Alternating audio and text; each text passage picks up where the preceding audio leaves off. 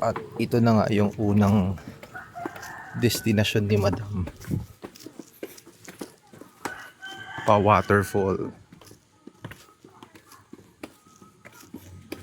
So ito yung Canto Lampo. Pa-waterfall. Oh, ayun na siya. Inandun si Dunggulera. Let's go.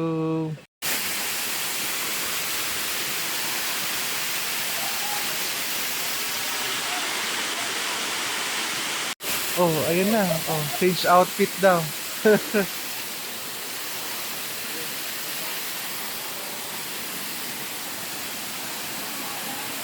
At ito na nga yung itsura ng falls dito, mga bossing ko. Oh. Iyan, oh. Haba ng pila, mga bossing ko. Pero kami dito na lang siguro kami magpapapicture. Si Madam doon. Let's go!